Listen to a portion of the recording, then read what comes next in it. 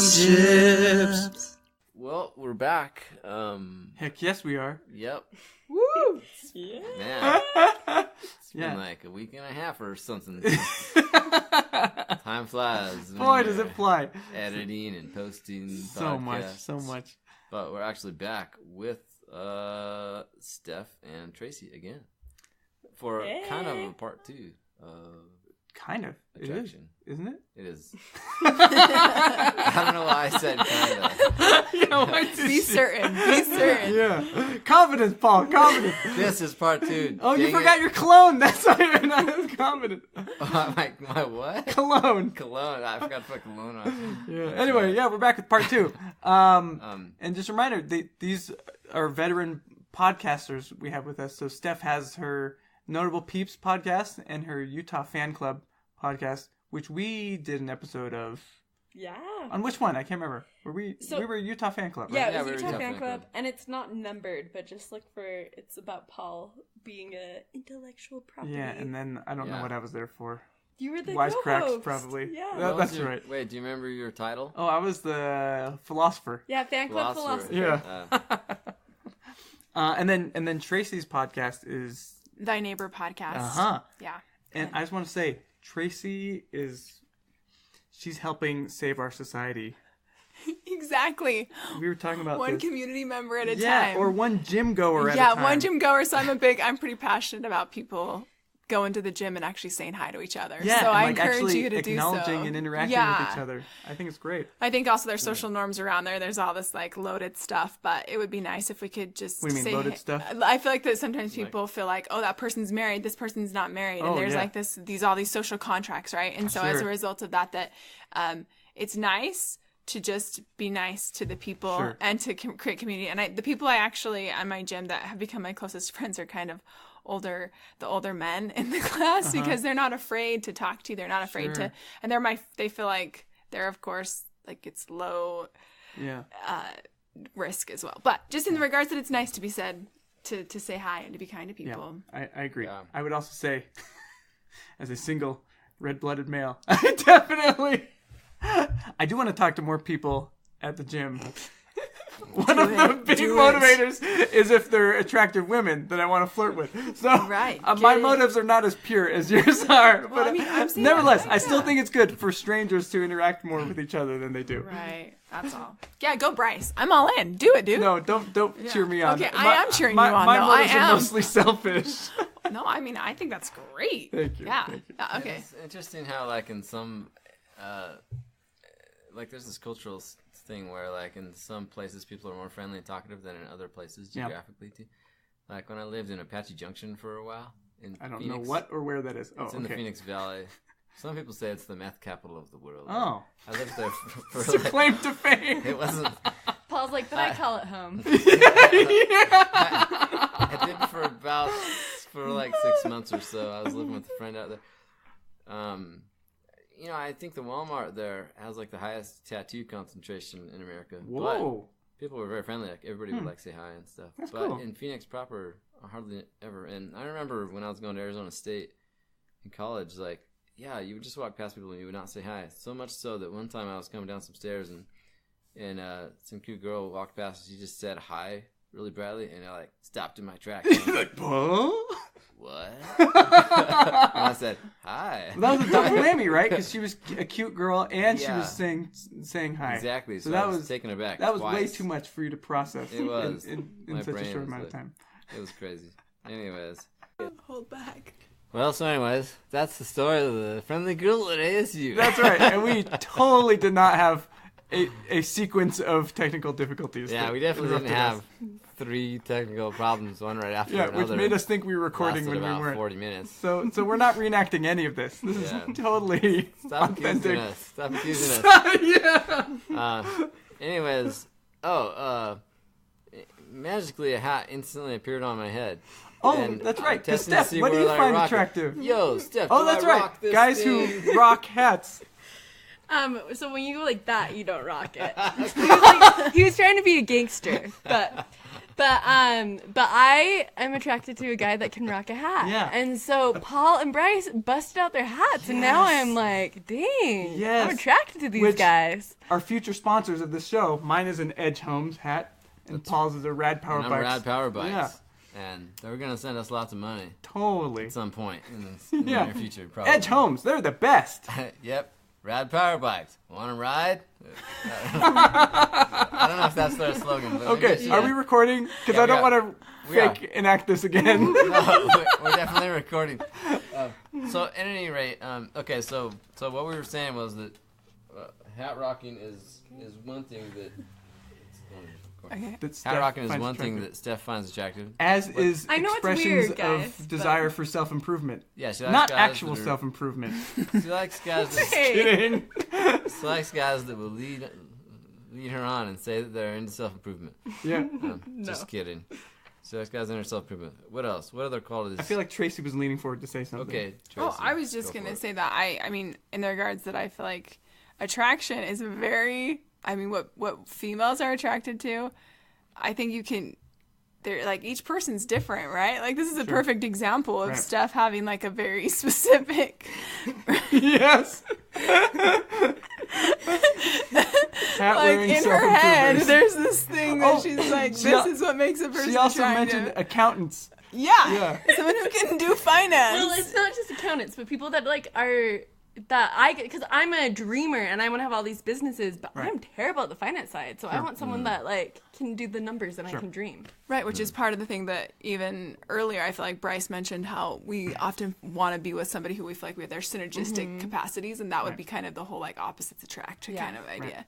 But I feel like for me specifically, if I'm being more general, I really value somebody who is trying to be an empathetic person. So I value empathy in a man who wants to be emotionally intelligent. So I of course want I want a man who wants to like know how to make me happy, who like has that as a priority, that he clearly wants to grow and he has a growth mindset. So I mean nothing is more attractive to me actually than somebody who's willing to grow. Yeah. And that wants to become better and that has the humility to say like, "Hey, I'm sorry I didn't contact you like I said I was going to contact you," or somebody who actually owns their sins like and says things like seeks for forgiveness, like, "Will you forgive me?" And I think that those things are really valuable. So I would guess there's few, if any, women who don't want those. That being said, I imagine it's especially important for you. Right. I would guess. But I would say that in general, most women want that. Yeah. And mine sounds shallow now that I want something Hey, like that. Hey, I'm not... Bryce, why did you take off your hat? Oh, sorry. I should keep this on.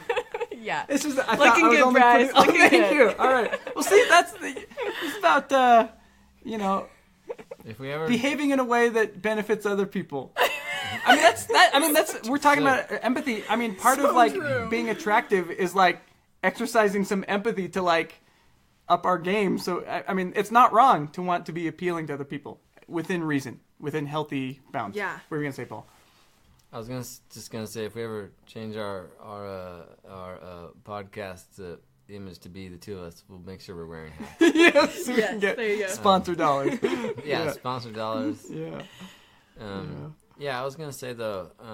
Tracy was talking about how different girls find different things attractive. Sure. And I've noticed this too, especially the older I've gotten, that when I've talked with my guy friends about like who they're attracted to and who I'm attracted to, there's less overlap than I would have originally thought. Maybe especially as I've gotten older. Yeah. You're talking about you and I? Because you and I do not have a lot of overlap. You and I, yes, and other guys. Okay. I've done it. I've talked about it with other guys in other places I've lived at. Yeah. But yeah, you and I for sure. Shocking amount of non-overlap between you and I, actually. Yeah, it's true. Like what? Interesting.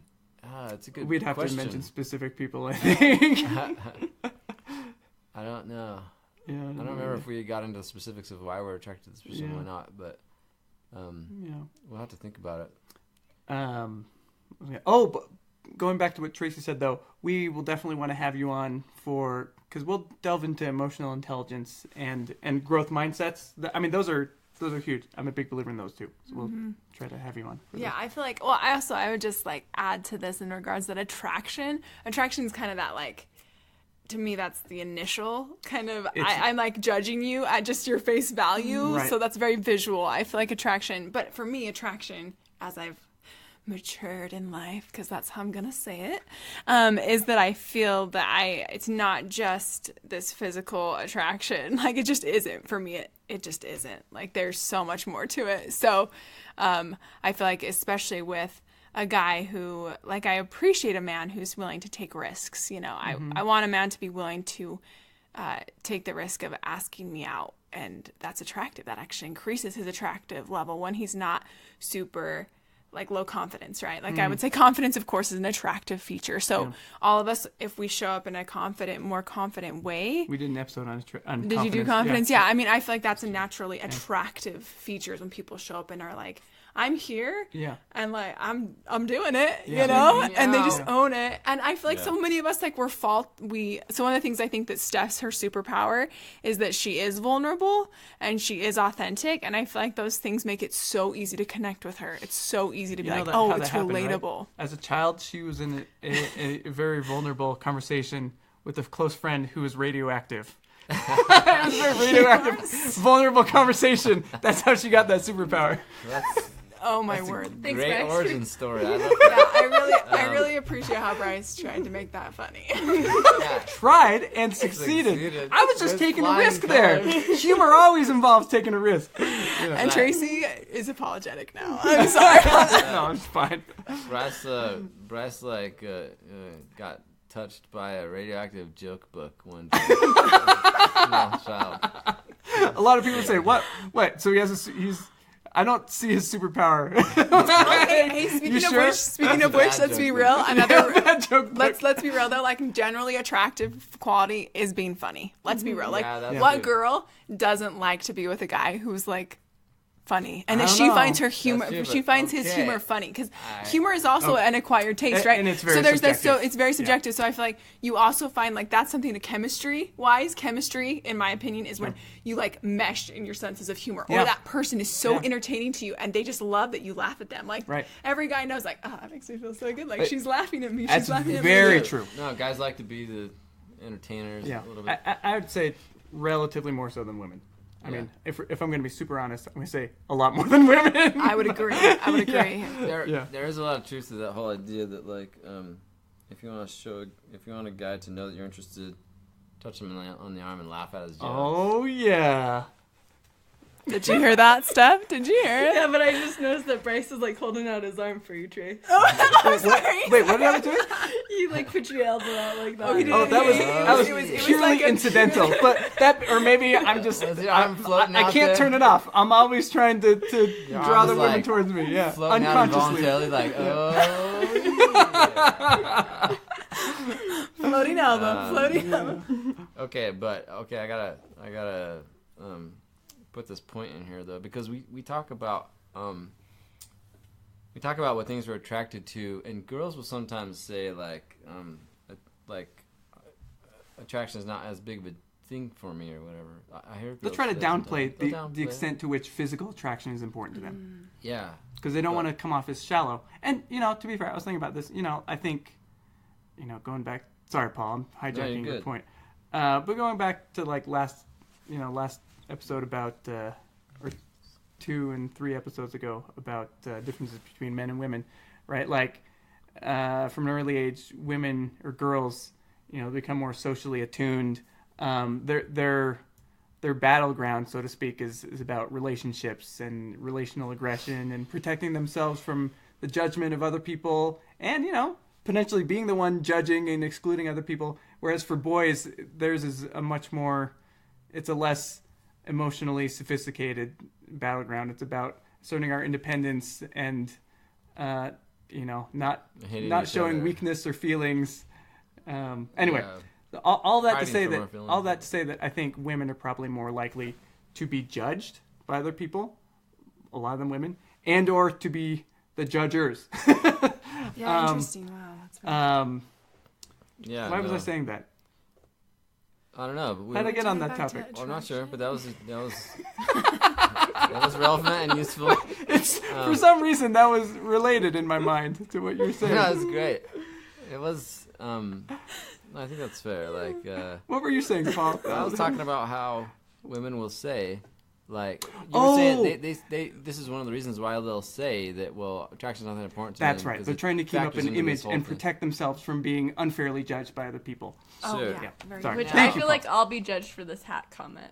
What? What about your hat comment? We're not judging you. It sounds so shallow. We're teasing. Okay. Yeah. And, no. Reinterpreting that as us judging you?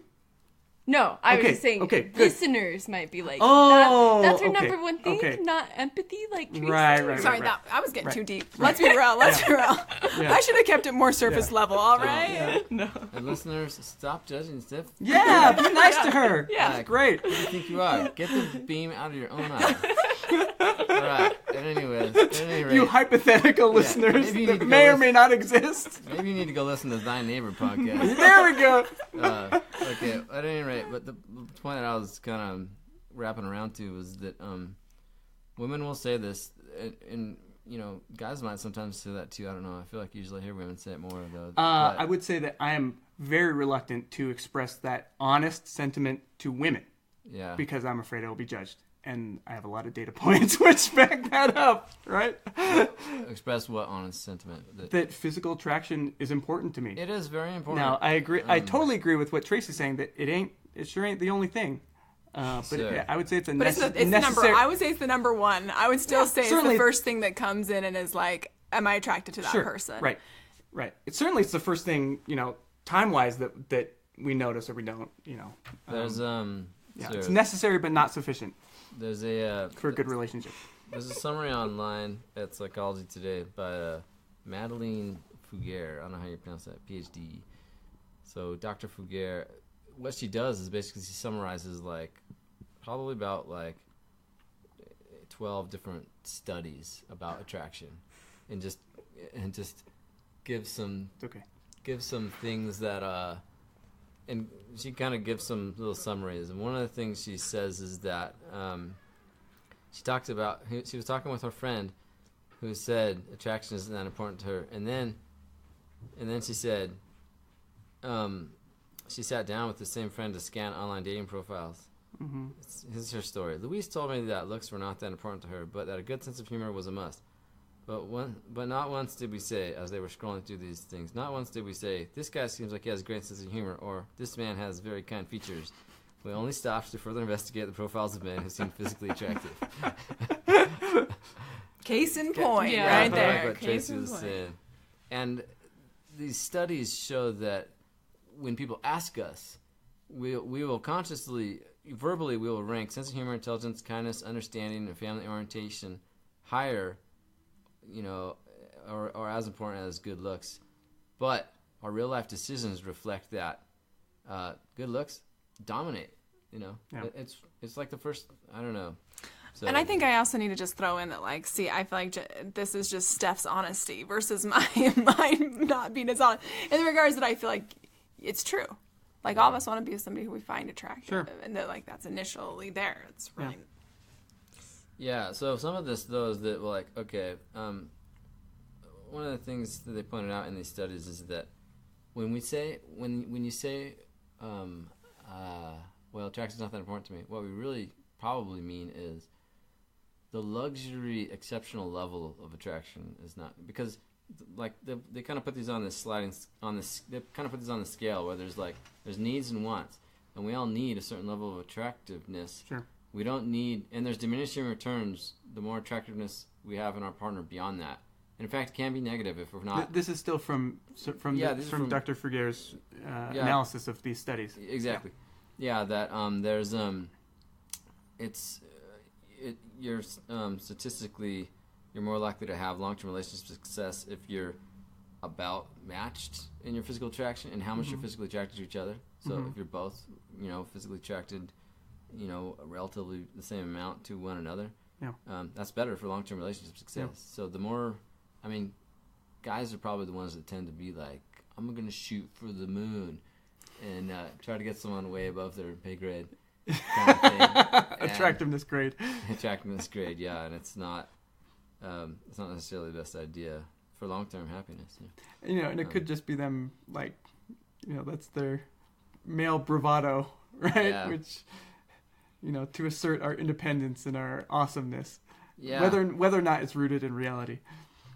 But sometimes we misspeak. Like there was a friend of mine who said no one had asked her out like this whole year, but I knew a friend who had asked her out, and she shot him down. And she said, but she just blankly stated it like that. No guys has asked me out. No guy has asked me out this whole year, and I thought to myself, does he not count as a guy? Like, what is he, a weirdo? So he's not a guy? Yeah. What she probably meant is no one that I was also interested in asked me out. Asked me out. Now, yeah, exactly. Is that an enviable position to be in? No. I mean, you'd want people you're interested in to ask you out. But yeah. No, it's true. So anyways, so I feel like this is a good way to like tell someone you can't go forward with them, where you can, if they're like above your attractiveness level, you can be like, you know what, I just can't afford your luxury level of attractiveness. Because I'm moderate attractive and I rock a hat, but it's true. But you're below moderate attractive. But your luxury level, like attractiveness, I don't think I'll be happy. I mean, this is important. Like, sorry, were you gonna say something? No, else? I was basically done.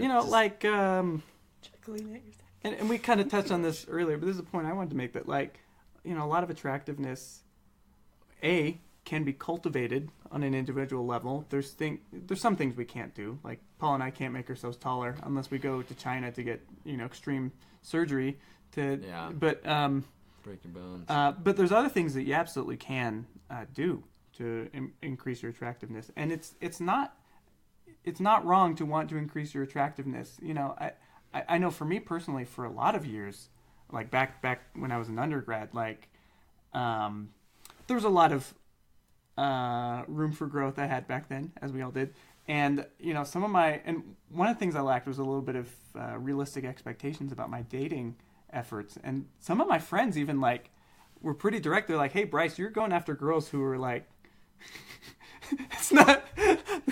I can tell you why they're not interested in you. You're not. You don't dress as well, or they're way too cute for you. And I kind of accepted it, but kind of didn't what they were saying. Why am I saying this? Continue. Are you saying this about what you've learned about yourself and the regards of like attractiveness? Yeah, that like over time I've learned to kind of whittle down some of my, arguably not successfly, but to whittle down some of my personality traits, which might rub people the wrong way or be turned off, and to cultivate other things. I had another friend when I was living out in the East Coast, who she was very kind about this. But she said, for next year, it was like towards the end of the year, and she recommended that, or she could envision me dressing in more bright colors. I kind of took note of that, but didn't think too much about it, because at the time, like, the way I would dress would be a lot of dark colors, kind of like this, actually. Were you an emo? What? Were you an emo?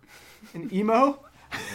I wasn't emo, but honestly, I lacked confidence about my ability to dress well, or to make like more appealing fashion choices. And part of it was, it's expensive to dress well. Part of it was, I just wasn't motivated to do it. Over time, I've incorporated more colors into my wardrobe, and I think, it makes me more appealing socially, and it really was for me at the time, like, kind of a confidence issue as well. Why am I saying this? Well, I mean, it was something that once I accepted I could do something about it and should do something about it, and I did something about it, that improved my attractiveness. Right. You're circling back to that we can improve our attractiveness. Thank you. You guys are always great for reminding me what point I was trying to make. Also, you were saying that it was also the thing I appreciated from that comment, though, is that you can increase your attractiveness. Sure. Like, so this is growth mindset, right? Like, if somebody's listening to this and they're like, because when I initially looked over this, I actually felt like, oh my goodness, how am I doing on attractiveness? Like, it made me self-conscious a little bit, and look inside and think like, wow, in what ways am I struggling? And it made me a little bit, aware of, well, what is it that I'm self-conscious about right now? Because clearly that was triggering for me. And what is it? Are any of those things I can work on that would maybe help me feel like I'm doing everything I can, or not even that, but just feeling like, yeah, like I'm showing up and I'm feeling good and confident based on how I'm taking care of myself. Yeah.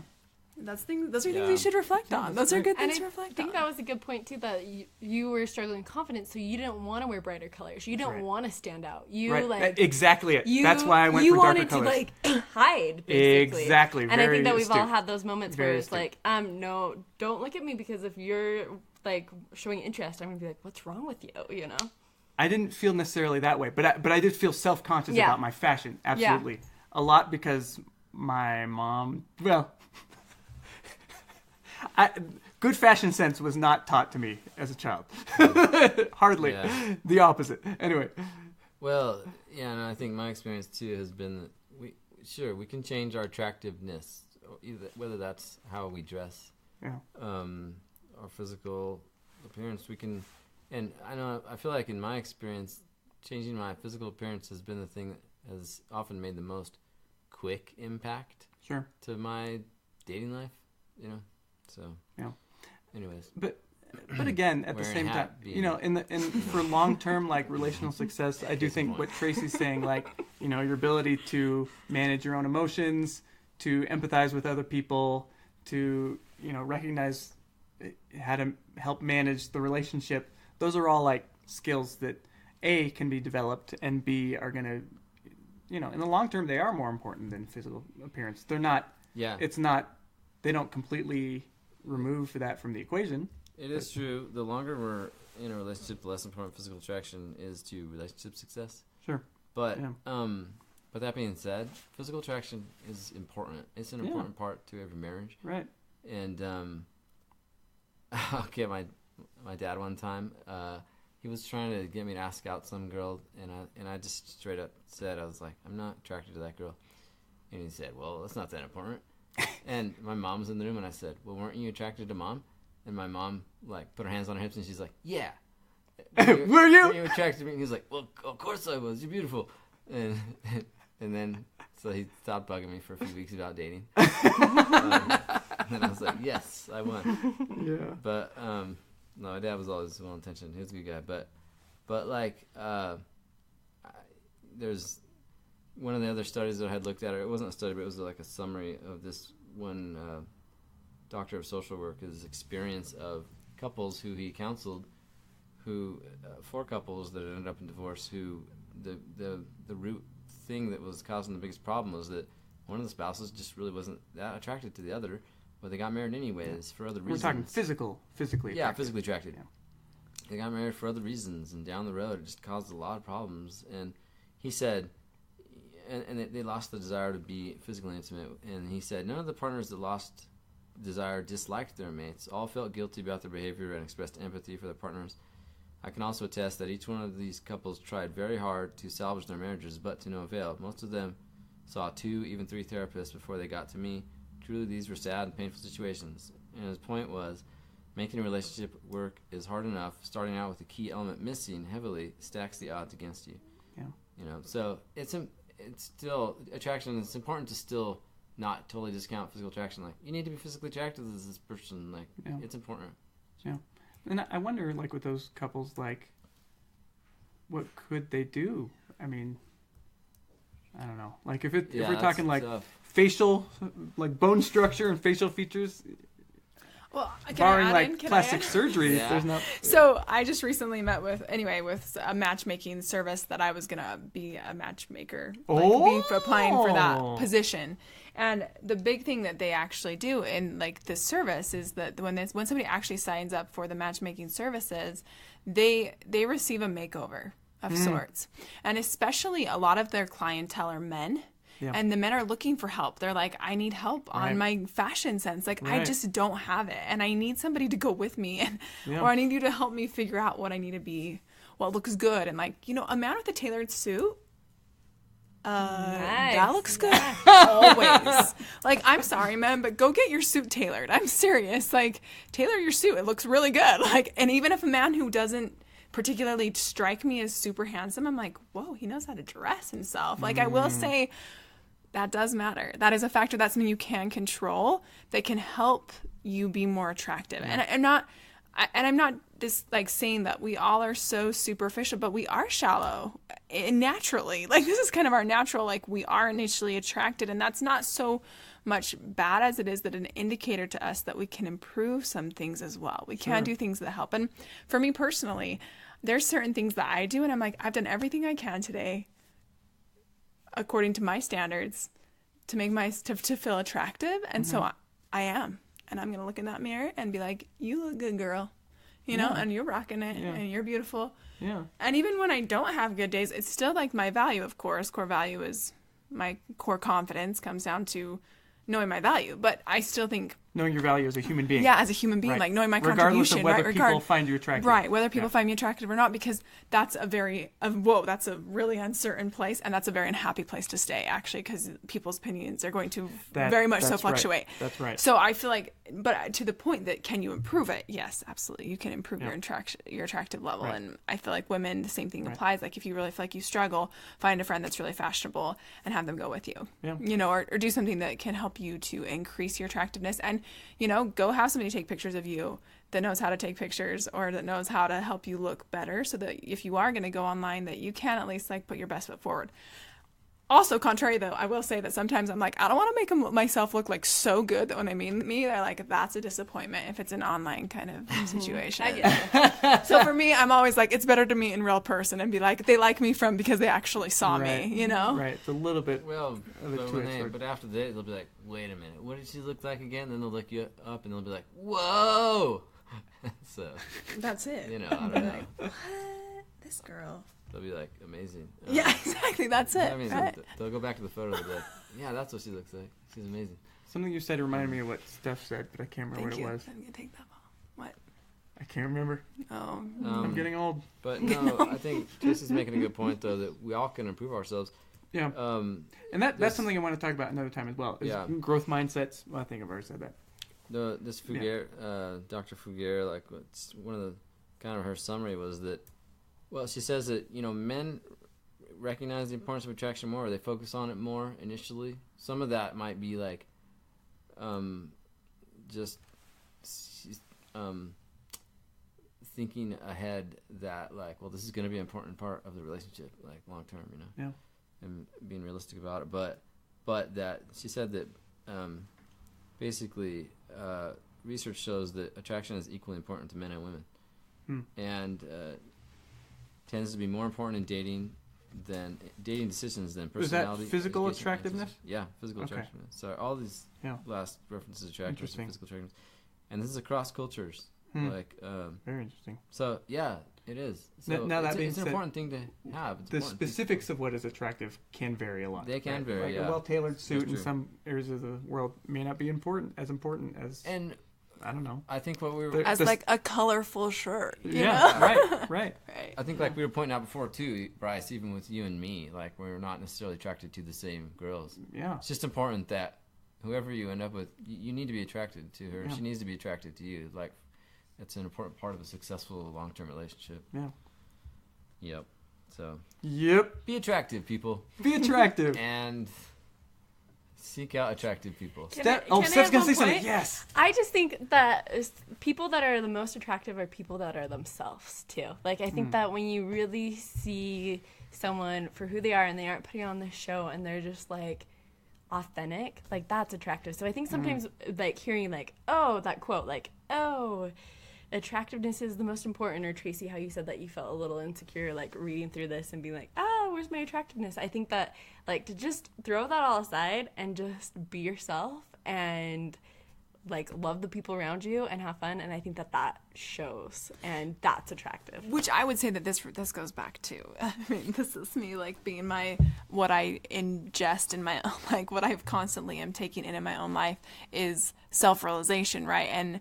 And becoming a high-level human being, which is really the goal for us, whether or not we are the most attractive, or even if we can really say, because I remember one of my roommates, she often would say, like, I just know I'm not at his attractive level. Like, I know that I don't meet him. Like, my attractiveness is not where he's probably looking.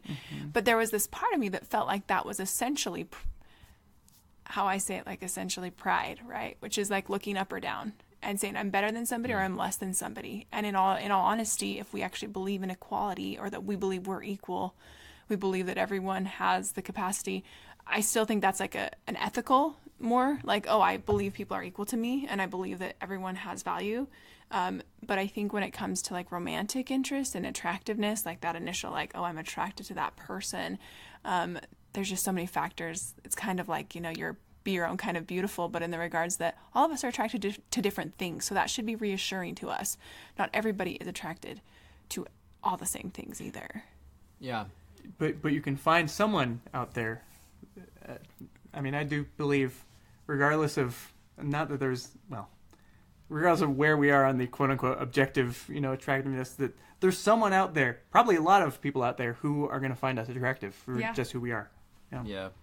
Not to say that we should give ourselves a pass and not try, but but to not get discouraged and hung up on it. Yeah. So for average attractiveness guys like me, that's very encouraging.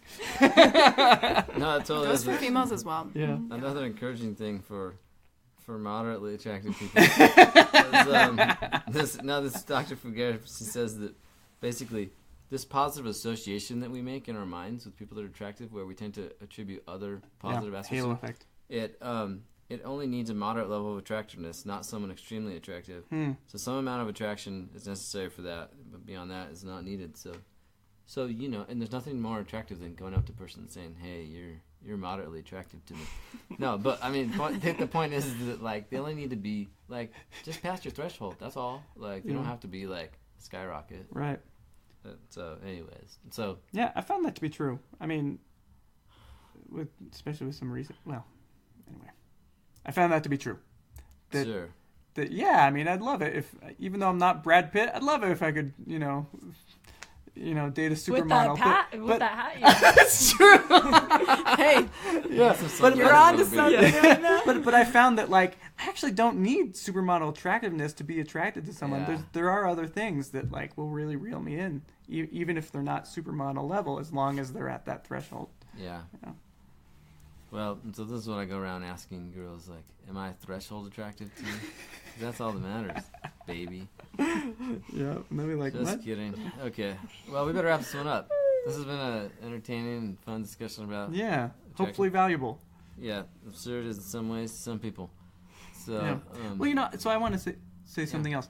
I think there's always a caveat when we're talking about self-improvement, which is that, you need to take into account where you're at. Like if you've gone through something traumatic or some things traumatic, you probably don't need us telling you, hey, just try harder or improve, Get a new wardrobe. That's not really That's helpful. Right. When very hard things happen to us, or, we make choices that lead to hard things, like, first find healing first and foremost, so that and Tracy touched on this, but, you have to like yourself and you have to be in a good place. And then you should really, from there, like, that's when you can focus on, upping your game. Or at least don't work on one without ignoring the other, Yeah, but I would say first things first, though, right? Like if you're really reeling from something traumatic, like that's priority number one for you. It's true. Some healing takes a long time. That's true. That's true. You don't necessarily have to stop your social life. But another topic I want to talk about sometime, but is just this inertia we see in a lot of single people, and I think and I've talked with Paul about this, but like it's kind of this, in psychology we call it learned helplessness, where we because of bad experiences that didn't turn out the way we wanted. Anyway, that we just learn, I can't try, because we conclude I'm never going to get different results. I'm not even going to try. I'm just going to assume this cannot be changed. And I don't think that comes from God. I don't think that's completely based on facts. It is very much, a conclusion of desperation based on, hurt feelings. And anyway, we'll talk about that some other time. Something we can, yeah. Anyway. Good thought. Well, but I believe a lot of things. Sorry, I just got to add. But that is the opposite of a growth mindset. That's a fixed mindset. Yeah. Sorry. So, but I'm just saying, like, for me, like in this topic of attractiveness, right? Like, I am a total believer that I can make myself more attractive, and that is exciting to me. That's far more like, oh, I can improve. Like, there's growth for me. There's a growth. Like, there are things I can do to help myself feel. But ultimately, that comes to me looking inside of me and saying, I see the value in you, Tracy, and I'm willing to, like, invest in the greatness of you. Yeah. And so I feel like, all of us, of course, have to really look and assess, do we love ourselves, and are we looking for validation from other people just to, like, help us reassure ourselves, or do we actually have that inside ourselves? And there's a big difference between those two. Yeah. Well said. What good thing to end on. Yeah. Tracy. Okay, well, thanks everybody for joining. Yeah. And thanks Tracy and Steph for listen to their podcast. For being Thy Neighbor expert women consultants. And Utah Fan Club and Notable Peeps. And rate us on iTunes and Podbean and all stuff. And rate them on their websites. That's right. And don't forget to sponsor us, Rad Power Bikes and Edge Homes. Okay, we'll see you later. All right, thanks everyone. Take care. Bye. If you enjoyed this episode, please consider subscribing on iTunes or your favorite podcasting app and give us a rating. Thank you.